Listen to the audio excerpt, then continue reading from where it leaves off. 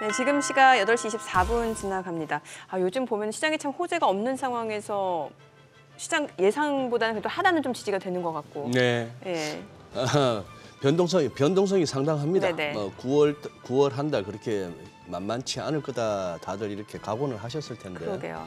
어제 우리가 지금 개장 초부터 계속해서 애플을 자주 언급하고 있습니다만 어제 장중 낙폭이 5%가 잠시 넘어갔습니다. 네네. 개장 초였습니다만 낙폭을 많이 줄이기도 했는데 이렇게 애플 같은 종목이 하루에 막 그런 식으로 아니, 움직인다. 미국에서 시가총액 1위 기업인데. 예. 그러니 기회가 될 수도 있겠습니다만 아마 지금 투자분들로서는 지금 그동안에 우리가 몇 달 동안 계속 그거 했잖아요. 종목 얘기하고 섹터 찾고 네. 그다음에 이제 순환매 형태를 띠는 테마주 쫓아가기 바빴는데 이제 조금 찬바람 불기 전에 한번 좀 그것이도 좀 짚어가야 될 것 같아요. 굉장히 타이밍 좋게 소개를 해주시네요. 그러니까. 자, 그런 만큼 예. 오늘 저희가 또 이 시간에 처음으로 또 모셔봤습니다. 흥국증권의 최영기 연구위원 함께합니다. 어서 오세요. 어서 오십시오. 안녕하세요. 우리 최 의원님, 흥국증권에서 지금 이코노미스트로 계시면서 예. 거시 쪽으로 이제 많이 짚어주시는 걸로 알고 있는데, 예. 저희가 또 정민 앵커가 또 이렇게 최 의원님을 한번 모셔야 된다고. 네, 그래서 예. 초대해 주셔서 감사합니다. 전반적인 상황을 좀 짚어봐야 될 것 같아서요. 예. 예.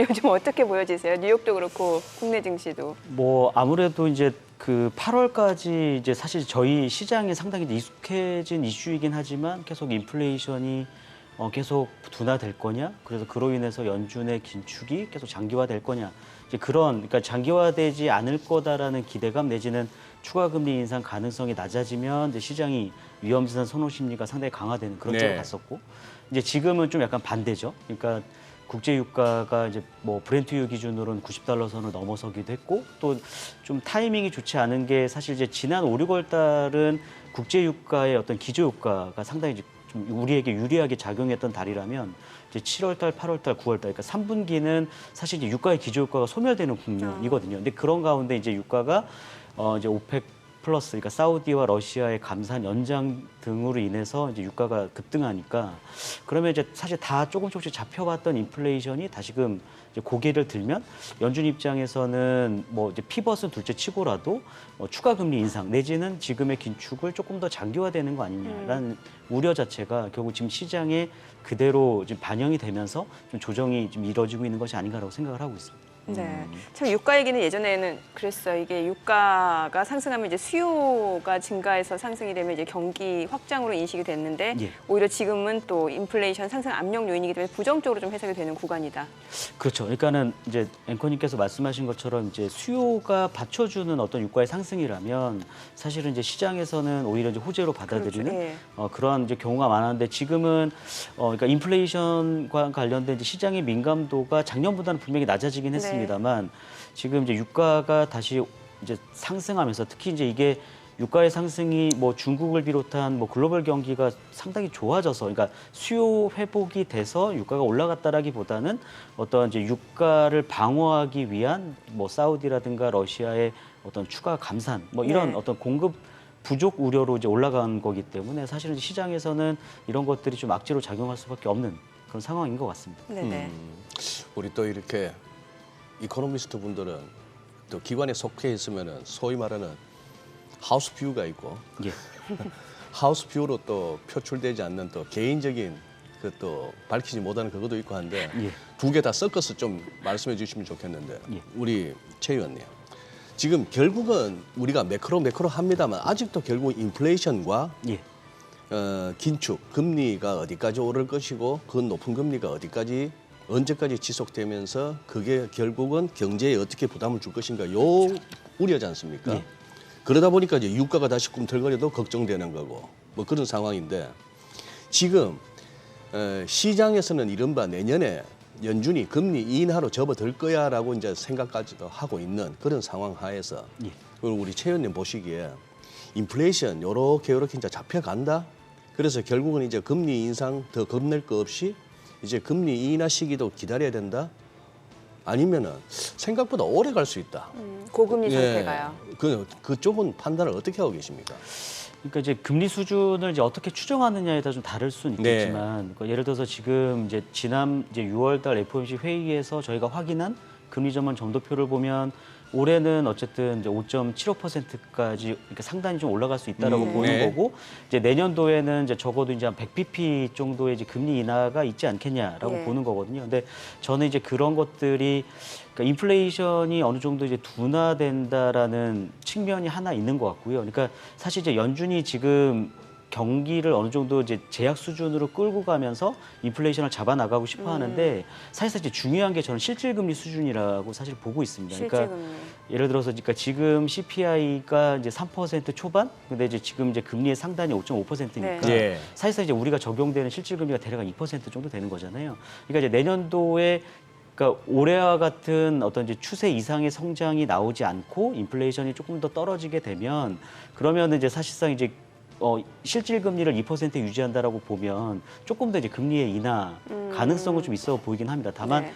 이제 지금 3분기 뒤에 뭐 말씀드리겠습니다만 3분기 중에는 사실은 이제 헤드라인 기준으로 물가는 조금 상승폭이 좀 확대될 여지가 있어 보이고, 그러면 결국에는 뭐 9월이든 11월이든 추가적인 금리 인상을 하지 않는다 하더라도 현재와 같은 수준을 조금 더 오래 끌고 갈 가능성, 그리고 금리 인하의 시점도 사실은 계속 좀 지연되고 있는 것 같습니다. 그러니까 네. 올해 뭐 내년 1분기를 봤다가 지금은 2분기, 뭐 일각에서는 사실 내년에 금리 인하가 없을 거다라고 보는 시각들도 있긴 한데, 그래요. 근데 저희는 뭐 사실상 이제 인플레이션은 사실 이제 근원 물가 기준으로 좀 볼 필요가 있기 때문에 그런 측면에서 보면은 내년도에는 그러니까 경기도 사실은 지금보다는 좀 안 좋아질 가능성, 그리고 물가도 어느 정도 좀 잡힐 가능성이 있기 때문에 5%대보다는 사실 이제 4% 이하로 좀 떨어질 가능성은 사실은 저는 아직까지는 좀 열어두고 있는 상황입니다. 그러니까 내년에 그래요? 좀 연준의 피봇 가능성을 그렇죠. 예. 좀 높게 보고 있다. 피벗 가능성도 있고, 그러니까 인플레이션이 떨어지는 것만큼 좀 실질 금리를 유지시키려고 봤을 때는 네. 예, 연준의 좀 추가 금리 인하 가능성은, 그러니까 금리 인하 가능성은 충분히 열려 있는 거 아닌가라고 생각을 하고 있습니다. 지금 화면에 나오는 거는 9월, 그러니까 9월에는 거의 금리 동결이 확실시되는 분위기고. 예. 그러니까 이 부분을 좀 설명을 예. 드리면 이제 그 지난 8월달에 이제 잭슨홀 연설에서 이제 파월 연준 의장이 실질적으로 그러니까 6월달에는 금리를 동결하고 이제 추가 금리 인상 가능성을 열어두면서 7월에 금리 인상을 했잖아요. 근데 이제 8월달에 이제 그 파월 연준 의장의 의견을 보면 사실 어느 한쪽으로 좀 치우쳐 있지는 않은 것 같습니다. 그러니까 지표를 좀 더 보고 확인하고 이제 금리 인상을 저울질하겠다는 얘기를 했기 네네. 때문에 시장에서는 이제 9월달은 좀 동결이지 않을까? 그러니까 지난주에 저희가 또 확인한 이제 8월 고용 지표도 상당히 이제 저희가 보기에는 좀 그러니까 상당히 긍정적으로 나왔단 말이죠. 그러니까 탄탄하다는 거죠. 그렇죠. 그러니까 연착륙 가능성을 높일 만큼 예. 10만 명 중후반의 신규 고용이 나왔고, 근데 반면에 이제 실업률이 올라갔단 말이죠. 그러니까 실업률이 올라간 거는 결국에 빈 일자리는 줄어들고 있지만 이제 조금 더 노동력이 공급이 좀 많아지고 있는. 그러니까 사실 연준이 기대하고 있는 바거든요. 그러니까 경제 참여 인구가 늘어났다는 거죠. 그렇죠. 예, 그러니까 뭐 가계 입장에서는 지금과 같은 소비를 유지하기 위해서 필요한 소득이 있는데 이제 이 소득이 줄어들 가능성이 있다 보니까 이제 조금 더 노동시장에 참여를 더 많이 하게 되는 거죠. 그래서 그렇게 되면은 사실상 이제 인플레이션 압력이 높았던 이유 중에 물론 여러 가지 이유가 있지만 사실은 노동시장이 타이트한 이런 네. 여건 자체가 상당히 이러한 임금 상승 압력이 물가를 끌어올렸는데 이제 이런 것들이 좀 둔화될 가능성, 조금 더 노동력이 공급이 되면 추가적으로 좀 임금 상승 압력이 낮아지면서 인플레가 완화될 거다라고 보는 시각이었기 때문에 그런 부분들이 좀 반영되면서 9월 달은 일단 뭐 동결 가능성이 네. 상당히 높고 11월 달도 한 5대 4 정도의 비율이긴 한데 여전히 동결 가능성이 높긴 한 상황인 거죠. 네. 우리 최 의원님과 하는 이 시간에 뭐 보시기에 오늘은 어느 섹터, 어느 업종, 어떤 종목이 뭐 유망해 보일까요? 이런 얘기 하려고 모신 건 아니고 예. 그건 이따 장 열려봐야 하는 거고 솔직한 얘기로 예. 오늘은 어느 두더지가 튀어나올지 두더지 게임을 하는 와중에 네. 그러면은 좀 차분하게 그러면 지금 거시 관련한 이슈들을 한번 이렇게 한번 정리를 한번 해봤으면 싶은데 방금 말씀하신 내용 중에 예. 자 경기 침체가 온다 안 온다 말이 많잖아요. 예. 오면은 경착륙이냐 하드랜딩이냐 소프트랜딩 연착륙이냐 심지어 이제 금년 들어서 나왔던 얘기가 괜찮아 세상 바뀌었어 이제 경기 침체 없어 노랜딩 얘기까지도 나오고요. 아마 주식하시는 분들 입장에서는 뭐 노랜딩이 최고의 시나리오고 예. 아니면 연착륙으로 가면은 뭐 견딜 수는 있으니까 요 부분을 갖다가 지금 어떻게 보고 계십니까? 또 그러니까 개인적으로는 또 어떻게 보시는지. 일단은 사실은 이제 작년 하반기 때만 하더라도 이제 뭐 저희 같이 이제 경제를 보는 혹은 이제 투자 전략을 예. 세우시는 분들은 아마 대부분 올해 여름철에는 조금 경기 침체가 있지 않을까라고 생각을 사실 네. 많이 했었던 것 같고요.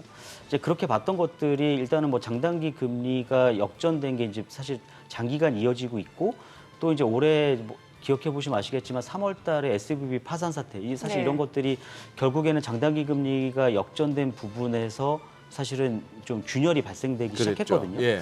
근데 이제 그럼에도 불구하고 이제 경기 지금 침체를 논하기도 상당히 어려울 만큼 사실 추세 이상의 성장이 계속 나오고 있단 말이죠. 특히 소비도 굉장히 좋아요. 그렇죠. 예. 그러니까 제가 지금 말씀드리고 싶어하는 게 결국에는 이게 경기 침체가 오지 않은 이유 중에 하나가 사실은 이제 민간 소비가 상당히 네네네. 탄탄했기 때문에 그런 것 같습니다. 그러니까 연준 입장에서는 인플레이션을 제어하기 위해서 사실 할 수 있는 거는 수요를 좀 억제시킬 수밖에 없기 때문에 그러면서 사실 금리를 계속 빠르게 올렸던 거거든요. 그렇죠. 예. 근데 그럼에도 불구하고 가계 소비가 탄탄했던 거는 이제 코로나 위기 국면에서의 어떤 이제 가계 초과 저축이 상당히 좀 많았다는 부분. 그리고 이제 앞서 말씀드린 대로 고용 시장이 비교적 탄탄했기 때문에 그러니까 이제 실업자보다는 이제 구직자가 훨씬 더 많았기 때문에 이제 네. 그런 부분에서 사실은 소비가 좀 탄탄히 좀 이루어졌고 특히 이제 애틀란타 연은에서 추정하는 이제 GDP에서는 제가 5.6% 지금 보는 거잖아요. 네네네. 그러니까 이런 것들도 사실 이제 7월 달에 아마존 프라임 데이를 통해 가지고 상당히 소비가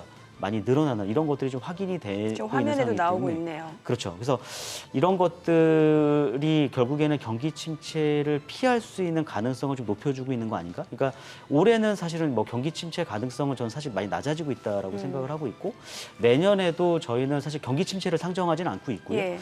다만 1분기와 2분기 그 시점에서는 조금 성장세 자체가 좀 정체되는 좀 그런 좀 국면이 좀 예상되고 있기 때문에 그런 것들 때문에 제가 이제 서두에 말씀드린 것처럼 내년 2분기에는 좀 연준의 피벗 가능성이 좀 그래서 열릴 수 있는 거 아닌가라고 보고 있습니다. 그러니까 민간 소비가 탄탄하게 지지되고 있다 보니까 예. 미국 같은 경우는 내년에도 어쩌면 경기 침체가 안 올 수도 있고. 예. 예. 그럼 다른 나라들은 어때요? 지금 미국만 좋다는 얘기도 많이 나오잖아요. 사실은 미국 경기가 가장 양호하죠. 뭐 아시겠지만 지금 중국은 지금 뭐 디플레이션 압력이 직면해 있는 상황이고 경기 부양책도 되게 약간 이제 파편적으로 좀 나오고 있잖아요. 그러니까 예전에는 상당히 대규모의 패키지 형태로 경기 부양을 했다면 지금은 뭐 통화 정책도 사실은 이제 강도 높게 이렇게 완화되는 추세도 아닌 상황이고 재정 여력도 좀 많지 않은 상황이기 때문에 중국 경기는 상당히 좋지 않고 유럽 쪽도 사실 이제 중국 경기가 좋지 않기 때문에 특히 이제 그 중국의 무역 의존도가 높은 독일이라든가 이제 프랑스 이런 이제 그 유로존 지역의 경기가 계속 안 좋아지는. 그러니까 사실은 이제 미국 경기만 좀 나홀로 지금 좋은 상황이 올해도 계속 이어질 것 같고 적어도 전 내년 상반기까지도 그런 흐름이 이어질 수 있을 거다라고 보고 있습니다. 저는 예전에 선배 중에 예. 뭐 사진을 찍을 때나 뭐 이렇게 식사나 술자리에서 옆에 앉혀놓고 귀엽다고 얼굴은 웃고 저보고 뭐 좋다고 하는데 이렇게 해서 자꾸 이렇게 뒤통수를 때리는 선배가 있었어요. 예. 아, 쓰담쓰담 하면서. 쓰담쓰담이 아니고 좀 이렇게 아프고 기분 나빠지는. 네네네. 저는 이제 미국 큰형님을 말씀드리고 예. 싶은 건데 앞으로는 웃고 있고 뭐 형 쪽에 붙으면 잘해줄게 이러는데 이게 이놈의 달러 가지고 말이에요. 예. 지금 보면은 은근히 지금 좀 펄펄 끓는 정도가 아니어서 그렇지 최근 들어서 달러가 전방위적인 강세입니다. 예. 특히 이머징 통화들은 아주 이렇게 최근 들어서 급격한 약세고 예. 이 여파가 우리나라에까지 온다면 유가까지 뛰고 환율까지 지금까지는 뭐 잘 맞고 있습니다. 1,300원대 초중반에서 그런 상황에서 이 금리도 금리지만 금리와 더불어서 또 이 달러 가치라는 것도 어떻게 보면 거시 변수에서 큰 물줄기잖아요. 예. 여기에 대해서는 기본적으로 어떻게 갖고 계시는지. 제가 이거 차트를 통해서 네. 좀 네. 잠깐 설명을 드리겠습니다. 네. 그러니까 이게 이제 잘 아시겠지만 이제 그 JP 모건에서 발표한 이제 약간 달러 스마일 네. 이론이라는 건데요. 간단히 설명을 드리면 이게 이쪽으로 가면 갈수록 이제 미국 경기가 그러니까 이쪽의 달러화 강세는 이제 미국 경기가 월등한 우위를 보일 때 그렇습니다. 오른쪽이요. 그렇죠. 예. 그리고 반대쪽 경우에도 이제 달러화 강세가 나타나는데 이때는 미국 경기를 포함한 이제 글로벌 경기의 침체가 나타났을 때 달러화의 강세죠. 그러니까 네. 안전자산 그 수요가 달러화에 집중됐을 때 이제 달러화 강세가 나타나는데요. 그러니까 지금 우리가 어느 국면에 있는지를 좀 살펴볼 필요가 있는데 작년은 사실상 이제 이러한 어떤 나홀로 미국 경기가 좋았던 측면 그리고 미 연준이 가장 고강도 긴축을 펼쳐왔었기 때문에 달러 인덱스 기준으로 한 115포인트까지 올라왔던 것 같고요. 근데 지금 이제 달러 인덱스가 한 104포인트, 예. 105포인트 그 레인지에 좀 있잖아요. 그러면 지금은 그러니까 가장 오른쪽 상단보다는 조금 이제 원점을 기준으로 해서 한 중간 정도. 그러니까 미국 경기는 성장을 하고 있지만 미국 이외 지역의 성장세가 좀 지체되거나 혹은 예. 이제 회복이 지연되는 그런 흐름에 있는 것이 아닌가라고 생각을 하고 있고요. 그럼 저 그래프대로라면 달러 강세가 앞으로 조금 더 강해질 수 있는 거잖아요. 저희는 그쵸 올해 어쨌든 연준의 뭐 피벗 가능성도 사실 없고 예. 미국 경기도 지금 어쨌든 경착륙을 피한 상황에서 연착륙 내러티브가 상당히 강화되고 있기 때문에 저는 지금과 같은 어떤 그러니까 작년에 비해서의 그 달러와의 좀 제한적인 강세 흐름이 좀 연내 좀 이어질 가능성이 높지 않을까라고 생각을 하고 있습니다. 그러니까 제한적인 강세. 그렇죠. 달러화를 좀 약하게 만들 만한 주요 통화들이 별로 없는 거죠. 그러니까 앞서 말씀드린 대로 유로존 경기가 좋지 않은 상황이기 때문에 유로화의 약세, 파운드와도 마찬가지죠. 엔화 같은 경우도 YCC 정책을 유연화시키긴 했지만 여전히 인플레이션이라든가 어떤 경기 부양을 위해서 계속 통화 완화 정책을 취하고 있거든요. 네. 그래서 그러한 어떤 그 미국과 상대 주요국들의 금리 스프레드가 계속 벌어지고 있기 때문에 그런 측면에서 본다면은 이제 달러화의 제한적 강세는 조금 더 이어질 가능성이 높고 그런 측면에서 보면 이제 원달러 환율 같은 경우도 1,300원대 아래로 내려오기에는 좀 당분간은 쉬워 보이지는 않다라고 생각하고 있습니다. 위안화 약세와 또 디커플링 되는 커플링 되는 측면도 네. 있기 때문에 그래서 그렇게 지금 저희는 보고 있습니다. 그러면은 증시 자체도 미증시만 좋을 수 있는 상황이 연출되겠네요. 미증시만 좋거나 아니면 미증시가 안 좋으면 같이 안 좋아지거나 아마 그런 쪽으로 갈 가능성이 높고 그러니까 우리나라도 물론 이제 그 주가 수익률에 대한 기대감도 있겠지만 사실은 이제 환율 방향성의 외국인의 어떤 플레이가 많이 이루어지잖아요. 그러니까 예. 지금은 더 위로 올라가진 않는 그러니까 원달러 환율이 더 위로 올라가지 않는다 하더라도 빠르게 1,300원을 하회하고 뭐 1,200원 중반까지 갈 거다라는 기대감이 높지는 않은 상황이기 때문에 그러니까 예. 여러 가지가 있겠습니다만 우리나라의 어떤 그 수출 회복 시점 자체도 좀 지연되는 거. 그러니까 달러 공급이 많지 않고 상대적으로 달러 수요는 여전히 많잖아요. 그래서 그런 것들을 좀 감안하면 그러니까 최근에도 외국인이 좀 매도세로 일관되고 있지만 네네. 아마 환율의 어떤 그 환경 자체가 외국인 투자자 입장에서는 당분간은 좀 비우호적으로 작용할 수밖에 없는 거 아닌가라고 생각을 하고 있습니다. 예. 참 그러면 그동안 올랐던 삼성전자, SK하이닉스 외국인 매수로 좀 올라왔는데 대형주가 꾸준하게 우상향을 이어가기는 또 쉽지 않은 여건이 조성되겠네요. 그러네요. 예. 오늘은 또 뭐 요소 뭐 관련주 또 뭐 비료주 혹시 이런 거 아닙니까 또 그냥 뉴스에서 그냥 뭐 중국에서 비료 어쩌고 저쩌고 했으니 그냥 뭐 단어 하나만 들리면 그쪽으로 막 드르륵 막 몰려가니까. 그렇죠. 예. 최근에 뭐 아무래도 잘 아시겠지만 뭐 네. 테마성 위주의 예.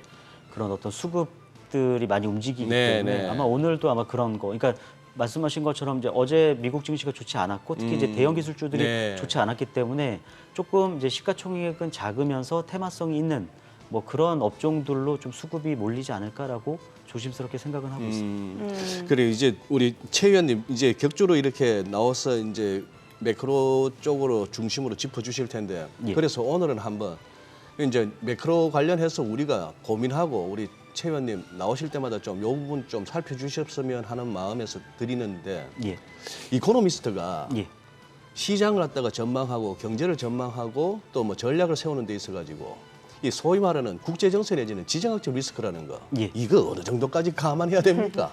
참. 아 근데 이제 뭐 아시겠지만 지금 최근 이제 뭐 애플 같은 경우도 네. 그러니까 결국에는 이제 기술력 중심의 통상무역 분쟁이 계속 일어나고 있는 거고 그렇죠. 과거보다는 이제 좀 약간 이제 이게 전면전으로 치닫고 있는 그런 네. 상황이기 네네. 때문에 당연히 이제 그런 부분에서는 당연히 좀 그 지정학적 리스크와 이제 경기의 어떤 밀접한 상관관계가 높아질 수밖에 없고 최근 들어서는 이제 좀 그러니까 얘기가 많이 나오는 것 중에 하나가 좀 이렇게 분절화가 됐다라고 얘기를 많이 하고 있잖아요. 분절화. 그렇죠. 그러니까 예전에는 이제 약간 세계화해서 예. 각자 이제 비교 우위가 있는 네네. 쪽으로 이제 기술력이 발전이 되거나 서로 이제 이익이 되는 쪽으로 갔다면 지금 이제 그런 이익보다는 좀 독점화하려고 하고 약간 이제 좀 뭐라고 해야 되죠? 그러니까 그 블록화되는 그런 네. 측면으로 탈세계화고 그렇죠. 예. 그렇게 가고 있기 때문에 그렇게 보면 그러니까 저는 이런 부분들 때문에도 사실은 이제 과거처럼 약간 저물가가 오지는 않을 것 같다는 생각도 조심스럽게 들고 있고요. 왜냐하면 아. 그죠. 예전에는 이제 뭐 중국을 중심으로 약간 디플레이션을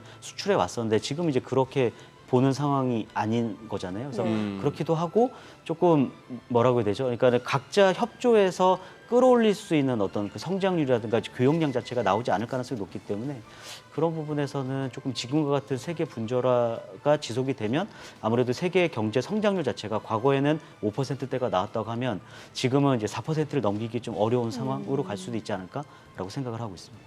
네. 그 앞서서 이제 미국 경기하고 그 유로존 경기에 대해서 말씀을 주셨는데 예. 실제로 펀더멘털에 어떤 차이가 있는지 조금 지표를 통해서 좀 말씀 주시면 좋을 것 같아요. 요 부분도 좀 설명이 될 것 같은데 네네. 제가 유로존과 일본을 잠깐 말씀을 드리면 예. 지금 이제 미국 경기는 상당히 좀 양호한 상황. 그러니까 제조업 경기도 물론 이제 그 미국과 유로존 다 위축 국면이긴 예, 합니다만 상대적으로 좀 미국 경기가 더 좀 우위를 보이고 있는 상황이죠. 그러다 보니까 앞서 말씀드린 것처럼 달러화 대비 유로화의 약세가 네네. 좀 지속될 가능성이 좀 높지 않을까라고 생각을 하고 있고요.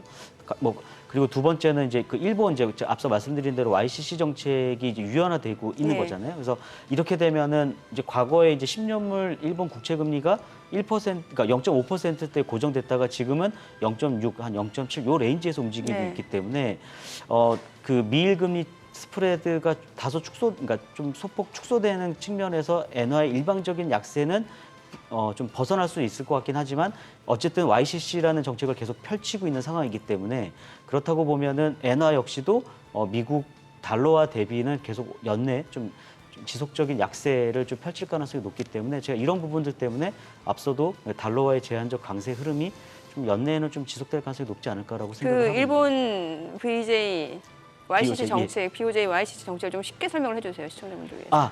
그러니까는 예. 그러니까 이런 거죠. 그러니까는 금리가 아무래도 이제 낮아지는 상황에서는 이제 인플레이션도 올라가고 경기도 부양되는 그런 측면이 있기 때문에 BOJ에서는 이제 10년물 국채 금리를 0.5%에 고정시키고 싶어 하는 겁니다. 그래서 예. 0.5%보다 뭐 0.6, 0.7이 올라가게 되면 그만큼 BOJ가 이제 국채를 사주면서 금리를 안정시키는 그런 정책들을 펼쳤던 거죠. 근데 이게 이제 계속 이런 상태가 지속되다 보니까 근데 계속 0.5%를 넘어가면서 BOJ가 일본 국채를 사들이는 그런 이제 규모 자체가 계속 늘어나게 되니까 이제 부담스러운 거죠. YCC 정책은 계속 유지하고 싶은데 네네. 이제 그러다 보니까 이제 상단을 좀 열어둔 거죠. 예. 허용 범위를 넓혀서 좀 이렇게 이 BOJ가 굳이 더 많이 국채를 사지 않는다 하더라도 어느 정도 균형점을 찾을 수 있게끔 그래서 그렇게 만들어 놓은 정책이라고 보고 있고요. 결국에는 YCC 정책은 일본의 인플레이션 압력을 높이고 경기를 부양하는 어떤 정책 일환으로 좀 보시면 될 것 같고 그런 것들 때문에 사실은 이제 미국과 일본의 금리 스프레드가 상당히 벌어졌었던 거고 네. 그래서 이제 엔달러 환율이 뭐 150엔을 넘기도 했었고 근데 지금 이제 그것보다는 이제 YCC 정책이 조금 유연화되면서 낮아지긴 했지만 그 여전히 좀 엔화의 약세는 좀 불가피한 상황이 아닌가라고 생각을 하고 있습니다. 그래요. 지금 아까 전에 그 이제 국제 정세하고 저 지정학적 리스크의 조금의 그 연장선상에서 네네. 지금 이 얘기가 들리는데 아까 우리 소개했습니다만 화웨이가 새롭게 아이폰을 새롭게 그 저 스마트폰을 내는데 메이트 60 프로 예. 아니 여기에 하이닉스 제품이 들어가 있다는 거예요. 혹시 들어보셨습니까? 예. 어제 뉴스가 장중에 글쎄, 있었고 예. 뭐 사실 이제 뭐 공식적으로는 이제 뭐 SK 하이닉스는 이제 그렇지 않다라고 발표도 한 것 같은데 네네. 자기들이 직접 팔지 않았다 이 얘기인가요? 그렇죠. 그렇게 보는 건데, 그러니까 이게 결국에는 이제 뭐 두 가지 이슈인 것 같습니다. 지금 사실은 디램 가격 기준, 그러니까 디램 가격이 계속 빠지면서 사실상 이제 삼성전자, 하이닉스가 이제 동시에 이제 좋지 않았던 네네. 거고, 네. 디램 익스체인지라고 하는 이제 디램 가격을 전망하는 기관에서 상당히 이제 보수적으로 보는 기관인데 내년 1분기에는 어쨌든 저점을 찍고 반등할 거라고 보고 있는 시각이 많았거든요. 그러면은 사실상 이제 그러면 주가는 사실 먼저 움직이기 때문에 그러면 사실 삼성전자나 하이닉스는 지금부터 주가가 올라가야 되는 게 맞는데 네. 이제 네. 이러한 어떤 기술적 분쟁 이슈 내지는 이제 그 미국과 중국 그 패권 다툼에서 조금 뭐라고 해야 되죠? 그러니까 좀 저희가 좀 피해를 보는 이제 그러한 부분에서 좀 센티가 좀 망가진 측면이 당분간 좀 기술주, 그러니까 삼성전자, 하이닉스의 반등을 좀 제한하는 그런 요인으로 좀 작용할 가능성이 높지 않을까라고 생각을 하고 있습니다. 그래요. 아니 그러면은 센티멘털도 그렇고 수급적인 측면도 그렇고 반도체 섹터 자체가 좀 더 상승세를 이어가기는 좀 쉽지 않은 여건들이 그렇죠. 근데 장기적으로 이어지네요. 보면은 저는 사실 반도체의 상승 여력은 충분히 있다라고 보고 장기적으로 있는데, 봤을 때. 그렇죠. 적어도 뭐 그러니까 9월달에 어떤 복잡한 매크로 이슈들이 잘 해결된다라고 봤을 때는 4분기에는 좀 반도체 쪽, 그러니까 그 우리나라 수출 쪽으로 보더라도 이제 반도체 관련된 이제 수출을 사실 이제 저점을 찍고 올라가는 국면이고, 그리고 이제 내년도에 대한 어떤 이 기대감이 상당히 높거든요. 네. 그런 것들이 이제 4분기에 집중될 가능성이 높기 때문에, 그러면 사실은 장기적으로 봤을 때는 이제 반도체 그 주가는 좀 계속 올라갈 수 있다라고 보고 있지만, 앞서 말씀하신 것처럼 최근에 이제 그 중국과 관련된 어떤 그 부정적인 어떤 이슈, 센티를 망가뜨릴 수 있는 이슈 때문에 조금의 어떤 반등이 좀 제한적인 그런 흐름들이 좀 당분간은 좀 불가피하지 않나라고 생각을 하고 있습니다. 네, 알겠습니다. 네. 자, 지금 시각 8시 50분 지나갑니다. 오늘 양시장 호가 상황 좀 체크해 보도록 하겠습니다. 자, 먼저 코스피 예상 체결 지수부터 좀 보도록 할게요. 오늘 약보합 출발 예상됩니다. 지금 호가에서는 2,544포인트 출발 예상되고 있고요. 코스닥 강보합권 예상되죠. 예상 체결 지수는 907포인트입니다. 일단 뭐 오늘 장에서도 국내 증시 뚜렷한 방향을 나타내기보다는 보합권에서 좀 등락이 이어질 것으로 보이고요. 시가총액 상위 종목 예상 체결가 보겠습니다. 삼성전자가 소폭 하락 출발 예상됩니다. 지금 호가에서 72,200원. LG에너지솔루션은 오늘 0.9% 지금 호가에서는 상승이 예상되고 예상 체결가는 522,200원이죠. SK하이닉스가 1.6% 약세가 예상됩니다. 예상 체결가 116,500원이고요. 삼성바이오로직스, 포스코홀딩스, 호가에서 아직까지 움직임 나타나지 않고 있는 모습이고, 삼성 SDI가 1.3% 하락이 예상됩니다. 지금 예상 체결가는 586,000원. 삼성전자, 우선주도 하락 예상되고, LG화학도 1.9% 좀 떨어질 걸로 보입니다. 예상 체결가 566,600원이고, 현대차 보합 출발 예상되고요. 이 가운데 네이버가 지금 호가에서는 흐름이 양호할 것으로 보입니다. 1.6% 상승 예상되고, 예상 체결가는 22만 원으로 집계가 되고 있습니다. 코스닥 시가총액 상위 종목 예상 체결가도 보도록 하겠습니다. 코스닥 쪽에서 에코프로비엠이 오늘 보합. 지금 코스닥 쪽에서는 사실 지금 대부분의 종목들이 아직까지 호가에서는 별다른 움직임이 나타나지 않고 있는 상황이고, 에코프로가 지금 100만6천원. 그리고 에코프로비엠은 289,000원. 셀트리온 헬스케어, 포스코 DX 역시 아직까지 움직임 나타나지 않고 있는 상황이고, LNF가 0.7% 하락 예상되죠. 호가에서는 196,400원 집계됩니다. HLB가 2.4% 하락 예상되고요. JYP 엔터테인먼트 상승 예상됩니다. 호가에서 106,400원이고, 레인보우 로보틱스가 강보합권 예상됩니다. 펄어비스 1% 상승 예상되고, SM도 0.7% 지금 호가에서 올라갈 걸로 보이고, 예상 체결가는 133,000원으로 집계가 되고 있습니다. 자, 이제 개장까지 7분여가량 남았습니다. 사실 오늘 장 보니까 시장 자체는 좀 보합권이 예상이 되고 있는 상황이고, 글쎄 오늘도 주도주가 좀 부재한 가운데 좀 테마주가 또 나타나지 않을까라는 생각은 드네요. 예. 그리고 아마 2차 전지 쪽에서는 그 이른바 공매도 세력들과의 전쟁이 지금 계속 한 번 더 2차전이 벌어졌다고 할까? 2차전인지 3차전인지 모르겠습니다만 그렇게 될 것 같고, 사실 그냥 기술적으로만 접근하자면은 오늘 장 많이 빠지면 안 되는 날이거든요.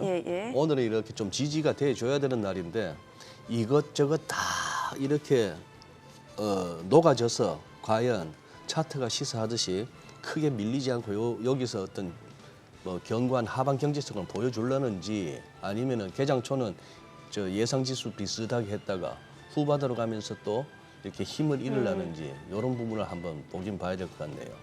그리고 이제 중국이 참 이런저런 부양책을 내놓는다고 하는데, 중국 증시가 그 기대감으로 좀 올라오다가 좀 밀리고 해서, 그래요. 이렇게 개장 전에 이왕이면 희망적인 얘기로 시작하면 좋겠습니다만, 어차피 우리 돈 태워놓고 너무 이렇게 희망은 전략이 아니거든요. 희망과 전략은 또 다른 얘기니까 조금은 그렇죠. 지금은 이제 변동성 커진 장에서 이것저것 좀 이렇게 바짝 이렇게 뭐랄까요? 아니, 이미 늘어져 앉아 있기보다 예. 이렇게 좀 의자 끝에 걸쳐 앉아서 네, 좀 긴장감 있게. 그런 예. 긴장감 있게 거래에 임하셔야 될 것 같습니다. 아니 그리고 이미 호가에서 지금 비료 관련주, 사료 관련주들 좀 움직임이 나타나고 있어요. 사실 네. 이게 또 뭐 중국 쪽 이슈도 있는 거고, 뭐 한일 사료, 팜스토리, 대한제당, 사조동화원, 삼양사, 한탑 이게 다 사료 비료 관련주들이거든요. 남해화, 그러니까, 효성오인비, 노보, 또 요소수 관련해서 아침에 이미 다들 예. 분주했을걸요. 이런저런 뭐 방에서 다 그렇죠. 다 뭐 추천했을 토론방 같은 거고. 데서, 예, 예. 그러니까 오늘은 어쩔 수 없는 거 저거 이제 며칠 가는지가 관건입니다. 사실 근데 이런 테마주 자체는 일부 좀 손빠르신 분들에 한해서 좀 접근할 수 있는 그런 영역이고, 사실 투자자라면 조금 매크로라든지 거시적인 걸 체크해 보면서 펀더멘탈을 좀 확인을 하는 게 중요한 요소겠죠. 예. 그런데 아까 최 의원님 우리가 예. 뭐 미국도 따져보고 유로존도 따져보고 했는데 우리나라 경기 상황은 어떻게 판단하세요?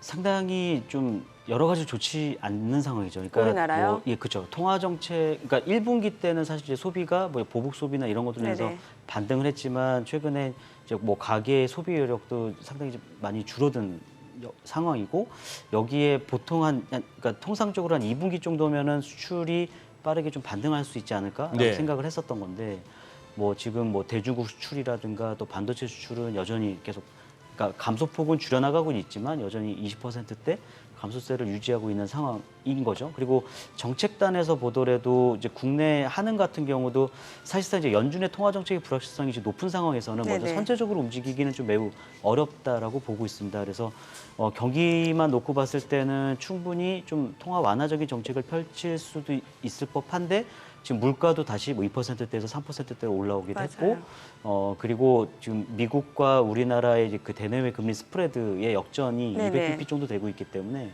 금리의 어떤 조정도 쉽지 않은 상황. 또 여기에 그러면 사실상 이제 그 마지막에 어떤 그 좀 하방을 좀 지켜줘야 될 부분이 있는 게 재정 지출인데, 네.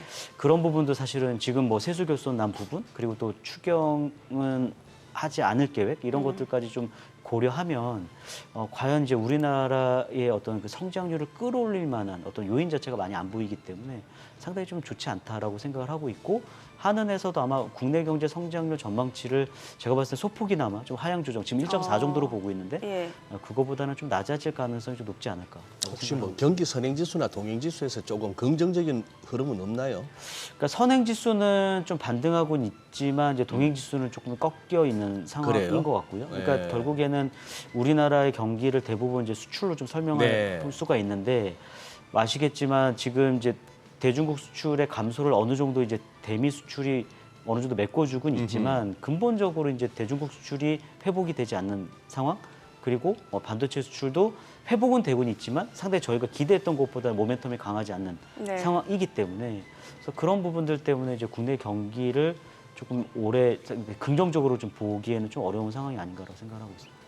우리 최 의원님은 또 어느 쪽이세요? 예를 들어서 지금 미국하고 우리하고 기준금리가 예. 격차가 이제 200bp인데 예. 2%포인트인데 이거 가지고 이제 조금 학계에서나 이렇게 좀 나뉘거든요. 예. 우리가 암만 그래도 그렇지 미국하고 이렇게 벌어지는 거는 길게 봐서 안 좋다는 쪽하고 예. 미국이 우리는 우리고 여기서 더 올리면 큰일 난다. 어떤 쪽 판단이세요? 그러니까 일단은 우리나라 이제 여건상 이제 금리를 인상하기는 좀 어려울 것 같고요. 현재? 결국에는 그렇죠. 동결로 갈 거냐 아니면 이제 어느 시점에 인하를 가져갈 거냐, 요 부분만 남아 있는 것 같습니다. 뭐 하는 이창용 총재도 계속 강조하는 부분이 뭐냐면, 단순하게 대내 금리가 이렇게 역전됐다고 해서 그렇게 순유출이 일어나진 않는다라고 얘기를 했고, 네. 그러니까 국내 뭐 사실상 이제 경기는 좋은 상황은 아닙니다만 어쨌든 올해보다는 내년도에 성장이 좀 있을 거라고 보고 있는 거고, 그리고 뭐 우리나라의 뭐 신용 등급이나 이런 것들은 비교적 안정적이고, 네. 그러면은 이제 글로벌 자산 배분 측면에서 우리나라의 채권은 여전히 좀 매력이 있지 않나라고 생각을 하고 그래요. 있기 때문에, 그래서 그런 부분들을 좀 감안하면, 저는 그 대내외 금리가 이렇게 많이 역전되는 상황, 물론 이제 오래 지속되면 좋지는 않겠습니다,만 이 상황이 된다고 해서 급격하게 우리나라에서 자금이 빠져나가는 그럴 가능성은 상당히 좀 제한적이지 않나, 아직까지도 나타나지 않고 있고요. 네네. 그래요. 그럼 증시 자체도 크게 뭐 하방 압력을 받는다기보다는 좀 박스권 지론 횡보 장세가 이어질 가능성이 높겠네요. 아무래도 그럴 것 같습니다. 그러니까 여전히 이제 풀려 있는 유동성이 예, 예. 많은 상황이고, 그리고 좀 뭐라고 해야 되죠? 그러니까 이 기존에 좀 이제 우려했던 부분들이 좀 해소되는 측면도 네네. 많았잖아요. 그러니까 뭐 경기 침체는 피할 거다. 예. 인플레이션은 어쨌든 그러니까 어떻게 보느냐에 따라 다를 수는 있지만 어쨌든 작년 대비해서는 크게 진전을 보이고 있는 상황이기 때문에 그리고 근데 또 유동성은 여전히 많거든요. 예. 그래서 이제 그런 것들을 좀 감안하면 국내도 여기서 뭐 더 크게 빠진다기보다는 좀 박스권에서 좀 이렇게 범피처럼 이렇게 좀 덜컹덜컹한 어떤 흐름 자체가 좀 당분간 특히 이제 9월 FOMC 회의 결과를 확인하기 전까지는 아마도 이러한 좀 지지부진한 흐름이 이어지지 않을 거라고 생각을 하고 있습니다. 네, 알겠습니다. 자, 오늘 뭐 호가로 봤을 때는 좀 보합권 예상되는 시장 분위기였고 뉴욕 증시 나스닥이 좀 많이 떨어졌습니다. 오늘 국내 증시 어떤 흐름인지 확인해 보도록 하겠습니다. 국내 증시 개장합니다.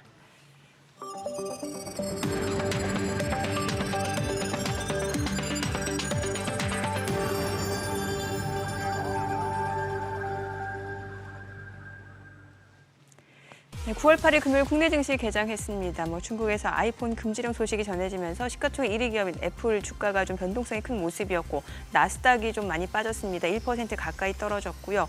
이 가운데 최근에 유가 상승세가 인플레이션 압력을 높인다는 측면에서 투자 심리도 많이 위축이 되는 것 같습니다. 또 고용 시장 여전히 탄탄하다라는 측면에서 어쩌면 연준이 지금 고강도 긴축 행보를 조금 더 장기간 지속할 수 있다라는 측면에서 지금 투자자들 좀 관망 심리 또 경계성 매물들 좀 나오는 양상이고요. 어제 국내 증시도 양시장 좀 하락으로 마무리가 됐는데 오늘은 또 어떤 출발을 나타내는지 지수 흐름 좀 확인해 보도록 하겠습니다.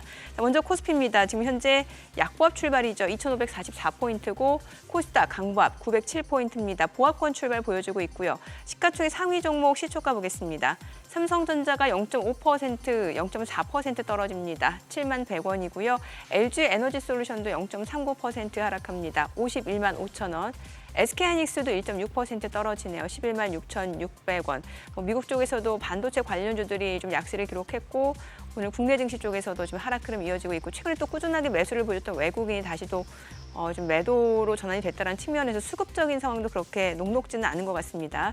삼성 바이오로직스가 지금 강보합으로 72만 5천 원이고 포스코홀딩스 0.7% 상승합니다. 57만 2천 원이죠. 삼성 SDI가 0.6% 떨어집니다. 59만 2천 원. 삼성전자 우선주가 1% 약세고 LG화학이 0.6% 떨어지네요. 57만 3천 원. 현대차가 0.2% 하락입니다. 18만 6,800원이고 네이버가 보합이네요. 21만 6,500원에 거래되고 있습니다. 코스닥 시가총액 상위 종목 시초가도 보도록 하겠습니다. 코스닥 쪽에서는 지금 에코프로비엠이 0.6%, 1%까지 올라가네요. 29만 2천 원. 에코프로가 조금 떨어집니다. 100만 4천 원이고요. 셀트릴 헬스케어가 0.4% 하락하네요. 6만 5,500원. 포스코 DX 1.8% 올라갑니다. 5만 9,900원이고요. LNF가 지금 약보합권이고요. HLB도 역시 약보합 2만 8,100원이고 JYP 엔터테인먼트가 0.3% 올라갑니다. 레인보우 로보틱스가 호가와는 또 흐름이 다르네요. 1.5% 약세 18만 7천 원이고 SM이 1% 올라갑니다. 4만 9,300원. SM이 0.2% 상승하네요. 13만 2,200원이고 펄어비스가 1% 상승하죠. 4만 9,300원에 거래되고 있습니다. 지금 시각 9시 2분 지나가고 있습니다. 자, 오늘은 역시나 호가에서 움직임이 있었던 사료 관련주, 이게 또 요소수 관련주로도 엮이기도 하죠. 미래생명자원 19% 급등 중이고요. 한일사료가 지금 17% 급등합니다. 오진비엔지가 10% 올라가고요. 팜스토리도 10% 올라갑니다. 그리고 남해화학이 25% 급등하고 효성 OMB, 누보 모두 두 자릿수의 상승률을 기록하고 있는 상황이고요. 고려산업, 팜스코, 대주산업, 대한제당, KC피드, 우성, 사조동아온 다 올라갑니다. 오늘 사료, 비료 관련주들 일제히 상승을 보여주고 있는 상황입니다. 중국의 요소 수출 통제와 관련해서 또 요소수 가격이 좀 올라갈 거다라는 그런 전망들이 나오고 있는 상황에서 또 관련 테마 구성된 종목들이 지금 상승을 보여주고 있는 모습이죠. 비만 치료제가 오늘도 올라가네요. 최근에 위고비가 좀 화제가 됐었죠. 인벤티지 랩이 지금 23% 급등 중이고요. 펩트론도 8.7% 올라갑니다. 올릭스도 7.4%, 7.6% 상승 중이고요. 대봉LS, 한미약품, 동아ST, 한국BNC, 대웅제약 다 올라갑니다. 비만 치료제도 지금 오늘장에서 강세를 보여주고 있는 상황이고요. 히토류 관련주도 올라갑니다. 히토류도 마찬가지로 이제 중국 의존도가 높은 광물인데 이제 중국이 만약에 히토류까지 통제를 하게 된다라고 하면은 또 관련해서 히토류 가격 상승도 좀 불가피할 걸로 보이는데 지금 히토리 유니온이 13% 급등 중이고 유니온 머티리얼도 8% 강세고요. 동국 RNS 4% 올라가고 노바텍도 1.5% 상승합니다. 자, 히토리 관련주도 오늘 강세를 보여주네요. 지금 시각 9시 4분 지나갑니다. 수급 상황 체크해 보도록 하겠습니다. 오늘 유가증권 시장에서는 지금 개인과 기관이 삽니다. 각각 391억 원, 85억 원 순매수고요. 외국인은 475억 원 매도 우위를 나타내고 있습니다. 그동안 꾸준하게 매수를 보였던 전기전자 섹터에서 외국인 오늘도 팝니다. 지금 399억 원 외국인 지금 매도 우위로 대응을 하고 있고 오히려 개인하고 기관이 전기전자에서 순매수를 보여주고 있고 업종별 흐름 봤을 때는 지금 종이목재, 전기가스, 유통 섹터가 상승을 보여주고 있죠. 코스닥 수급도 확인해 보겠습니다. 코스닥 쪽도 개인과 기관이 삽니다. 288억 원, 70억 원 순매수고 외국인은 346억 원 매도 우위를 나타내고 있습니다. 지금 시각 9시 5분 지나갑니다. 자, 환율 좀 체크해 보도록 할게요. 오늘 외환시장 개장 상황입니다. 달러 환율은 하락합니다. 2원 90전 하락한 1,332원 50전에 개장이 됐습니다. 뭐 하락한다 하더라도 정말 1,300원 30원 부근에서 흐름이 계속 이어지네요. 네, 그렇죠. 예. 어제는 34원을 갖다가 올라서길래 의미가 있나 싶었는데 네. 아직은 아니야라고 하고 있고 34원 올라가면 그 다음에는 뒤집어서 43원이 1344원이 고비인데 네. 지금 그나마 다행입니다. 지금 환율 그거 하고 금리도 어제 미국에서 금리가 국채 금리가 굉장히 높게 출발했다가 그 주간 실업수당 청구 건수 보고 뭐 깜짝 놀랐는지 올랐다가 그게 떨어졌죠. 오히려 하락 반전으로 네. 끝났거든요. 그래서 그런지 우리도 국채 선물 시장에서 오히려 금리 내리고 국채 선물 가격 올라가고 하니까 생각보다는 강합니다. 우리 시장. 생각보다 그렇죠. 하단은 좀 지지가 돼요. 예. 예. 근데 요소수나 뭐 요소수나 비료는 오늘 뉴스에서 뭐 이렇게 언급이 됐으니까 이거저거 따질 것 없이 요소 내지는 비료 예, 같은 예. 거는 산다 치더라도 예. 사료가 왜 오르죠? 사료요. 이건 연결고리가 어떻게 되는 건가? 그럼 저한테 여쭤보는 거예요? 예. 아니, 저도 이 연결고리가 좀 애매해서 예전에 찾아보기는 했는데 예, 자꾸 생각이 안 나요. 생각이 안 나요. 저도 테마주를 그렇게 좋아하는 편은 아니라서 예, 무섭거든요. 무서워서 무섭죠. 타이밍 무섭죠. 네. 요소가 비료에 들어가나? 그 요소는 비료라 치더라도 사료는 뭐 그렇다 치고 예. 네. 아니 저희 다시 그 미국 경기 얘기 좀 연구위원 대학 때 질문할까봐 기침하신 거죠, 미국. 아니, 약간 이제 이런 이제 약간 이제 테마성 자꾸 이런 예. 그 주가가 올라가는데 약간 이런 매크로 이야기가 과연 좀 이렇게 시의적절한가에 대한 개인적인 아니, 너무 생각이 있었습니다. 한가한 느낌이 들까봐요. 그래도 점검을 해야죠. 예. 아니 그 앞서 그 미국 소비 괜찮다라는 말씀 주셨잖아요. 예. 근데 그 소비를 알 수 있는 지표가 그 컨퍼런스 보드 소비자 신뢰지수랑 미시간대 소비 심리 지수 있잖아요. 예, 맞습니다. 두 가지가 이 있죠. 지표가 근데 약간의 괴리가 있다고 하는데 이건 어떻게 이해를 해야 될까요? 이 부분을 좀 예. 설명을 드리면 그 이제 말씀하신 대로 이제 컨퍼런스 보드 소비 심리와 미시건드 소비 심리 네네네. 두 개가 있는데 일단 이제 샘플이 좀 다르고 조금 더 심플하게 말씀을 드리면 컨퍼런스 보드는 좀 고용 지표의 영향을 많이 받는 소비 심리인 거고요. 미시건대 소비 심리는 정부의 그 지출이 늘어나느냐 줄어드느냐 그거에 영향을 많이 받습니다. 그러니까 지금 이 그래프를 보시면은 그 음영 표시가 사실 경기 침체 국면이거든요. 이때 보면은 이제 그래프가 이제 꺾이기 시작했죠. 이제 꺾이기 시작한다는 얘기는 그러니까 컨퍼런스 보드는 좀 낮아지고 네. 미시건대 소비 심리 올라간다는 얘기겠죠. 그러니까 어. 이게 두 개의 흐름 자체가 이제 괴리를 보일 때 약간 이 시차가 있는 건가요? 시차라기보다는 그러니까 이런 거죠. 그러니까 컨퍼런스 보드 소비 심리가 안 좋아진다라는 거는 약간 이제 고용 시장이 좀 좋지 않은 그런 상황인 거고 고용 시장이 좋지 않아서 경기가 안 좋아질 때 사실은 이제 정부가 재정 지출을 늘리게 되잖아요. 네. 그러면 이제 미시건대 소비 심리는 컨퍼런스 보드 소비 심리보다는 상대적으로 양호한 흐름을 보이게 됩니다. 그러니까 이 두 개의 괴리, 특히 이제 컨퍼런스 보드와 미시건대의 이 스프레드가 축소돼서 우하향하게 되면 네. 꼭 이제 지금 이제 제가 경기 침체가 온다라고 말씀드리진 않지만 이제 경기가 좀 둔화될 가능성이 요 소비 심리의 괴리에서 좀 어느 정도는 확인해 볼 수 있는 거 아닌가라고 예. 생각을 하는 거죠. 예.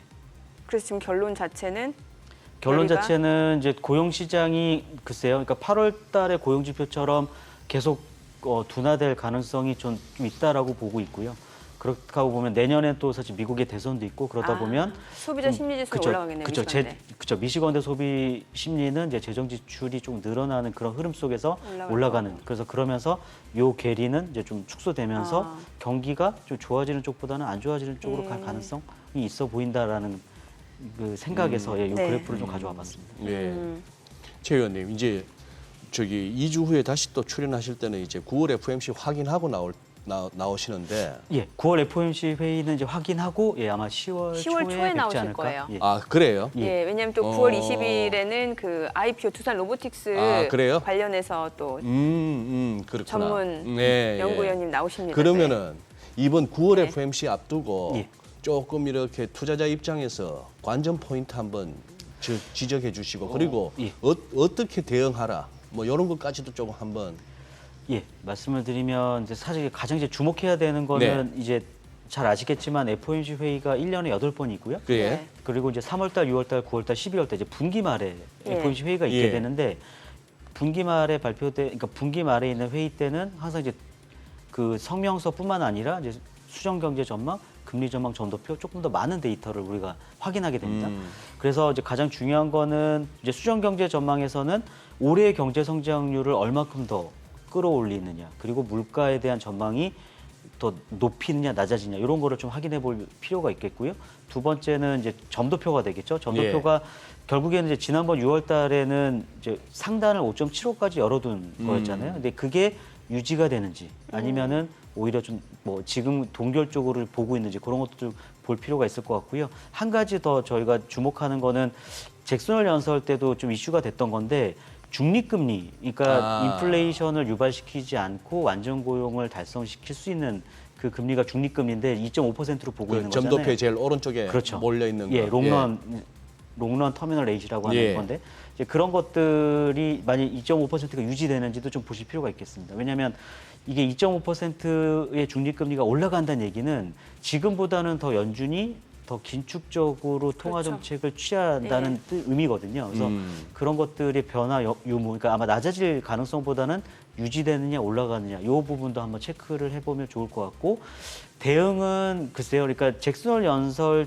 때에 확인됐던 파월 연준 의장의 스탠스가 유지가 되면 시장은 어느 정도 안도감을 가져갈 수 있을 것 같습니다. 무슨 말이냐면 11월 달 회의에서의 추가 금리 인상 가능성을 너무 강조하지 않는 그러니까 여전히 지표를 보고 우리가 확인하겠다라고 얘기를 하면 좀 그러면은 좀 시장이 조금 더 안도하는 그런 스탠스가 좀 확인될 것 같고요. 만약 점도표가 더 추가적으로 상향 조정되거나 그러니까 5.75% 이상을 보는 연준 위원들의 수가 늘어난다거나 아니면 뭐 중립금리가 뭐 상향 조정된다거나 막 이런 부분들이 조금 확인되면 시장은 11월 달에 금리를 인상할 수도 있는 거 아닌가라는 우려가 좀 높아지면서 조금 더 금리의 그러니까 시장 금리의 상승 그러면서 좀 투자 심리가 좀 다소 위축될 그런 가능성이 좀 있어 보인다. 그러니까 이 두 가지의 가능성을 다 열어두고 좀 대응을 하는 게 좋지 않을까라고 생각하고 있습니다. 지난 6월 달에 나왔던 점도표 상으로는 금년에 이제 5.75 상당 기준으로 5.75의 중간값이 있어서 지금 우리가 생각하고 있는 게 해넘기기 전에 한 번 더 25p 정도는 가능하다라고 생각하고 있는 거고 그 정도까지는 맞을 준비되어 있다. 그렇죠. 그런데 시장이 또 희망을 갖는 게 그 점도표에 내년도 중간값이라고 소위 말하는 그 부분이 뚝 떨어져서 100bp 낮게 있단 말입니다. 예, 맞습니다. 혹시 이것도 살짝 올라온다면 그것도 영향을 줄 수 있겠죠. 그러니까 말씀하신 게 이제 내년에 기대했던 금리 인하 폭이 줄어든다면. 그렇죠. 그렇게 되면은 아마도 지금 시장에서는 좀 부정적으로 좀 해석할 여지가 있어 보입니다. 왜냐하면 피벗은 하지만 금리 인하 폭이 줄어든다는 얘기는 여전히 그 4% 중반의 금리가 내년까지도 이어질 거라고 보는 거잖아요. 그래서 그 얘기는 아직까지는 인플레이션이 해결됐다라고 보지 않는 측면 하나, 두 번째는 경기에 대한 자신감이 어느 정도 있기 때문에 그런 부분에서 지금과 같은 긴축이 좀 지속될 거다라고 보는 거기 때문에 만일 내년도에 어떤 그 말씀하신 것처럼 중간값이 상향 조정되면 그것도 좀 시장에는 다소 좀 부정적으로 해석할 여지가 있다라고 보고 있습니다. 결국에는 그 인플레이션 수준을 가늠할 수 있는 지표가 이제 저희가 앞서 뭐 유가도 봤습니다만 주택 가격이 굉장히 또 중요하잖아요. 그렇습니다. 이 주택 가격이 어느 정도 수준인지 좀 알려주세요. 그러니까는 좀 설명을 드리면 이제 예. CPI 내에 이제 특히 이제 가장 이제 문제가 됐던 게 사실상 이제 서비스 물가였거든요. 예. 서비스 물가의 비중이 큰 게 주거비고요. 그러니까 헤드라인 CPI 기준에서는 한 32%, 코어 CPI 기준으로 봤을 때, 그러니까 핵심 CPI 기준으로는 40% 넘는 비중이 주거비입니다. 예. 근데 그래프 보시면 이게 좀 의아한 게 이제 사실은 이제 주거비니까 주택 가격이 올라가면은 주거비가 같이 따라서 올라갈 것처럼 저희가 이해를 하지만 사실은 금리가 내려가고 코로나 기간 때 주택 가격은 반등했지만 사실 주거비는 이때도 움직이진 않았거든요. 지금 그래프 화면에 나오는 거 설명해 주시는 건가요? 그렇죠. 예. 그러면은 이게 이제 시차가 있다라는 얘기입니다. 그래서 제가 이제 드리고 싶은 말씀은 주택 가격이 이제 작년 상반기에서 하반기 넘어가는 시점에 상승률이 고점을 찍고 내려오기 시작했거든요. 주택 지금, 가격이, 그렇죠. 예. 지금 이제 플랫한 상황이고 네네. 이 시차의 불확실성이 있기 때문에 이제 주거비가 올해 1분기부터 빠진다, 2분기부터 빠진다라는 전망이 많았었는데 네. 지금 이제 한 5월달, 6월달에 고점을 찍고 이제 주거비가 이제 내려오기 시작했거든요. 아, 이게 좀 뒤늦게 다 반영이 되는 거네요. 그렇죠. 한 예. 그러니까 좀 그 시차가 한 1년에서 1년 2개월 정도의 시차가 좀 있습니다. 그래서 지금은 아마 주거비가 계속 좀 내려오는 그런 국면일 것 같고, 예. 그러니까 불행 중 다행인 게 8월달, 9월달에 소비자 물가 핵심 그러니까 소비자 물가의 그 헤드라인은 조금씩 에너지 가격 때문에 올라가겠지만 네. 서비스 물가를 중심으로 한 근원 물가는 이 주거비와 그러니까 OER이라고 하는 자가 주거비와 렌트비 이게 계속 임대료? 그죠? 임대료가 하락할 가능성이 높기 때문에 근원 물가는 계속적으로 아마 속도의 문제일 뿐 아마 하락하는 추세를 보일 겁니다. 그래서 그런 것들을 좀 감안하면 그러니까 헤드라인 물가가 유가 때문에 올라간다 치더라도 우리가 지금 주목하는 것은 사실 근원 물가거든요. 그렇죠. 예. 그렇죠. 그러니까 근원 물가가 좀 빠지는 부분이 있기 때문에 저는 이런 부분들을 좀 감안하면 연준이 9월에 이어서 11월 달에도 추가적으로 금리 인상할 필요성이 있을까라는 생각을 좀 기본적으로 그래요. 갖고 있습니다. 예. 그래요. 여러 가지 뭐 또 지표를 통해서 저희 또 시장에 영향을 줄 수 있는 좀 매크로적인 요소들을 오늘 좀 점검해보는 시간이었던 것 같습니다. 네.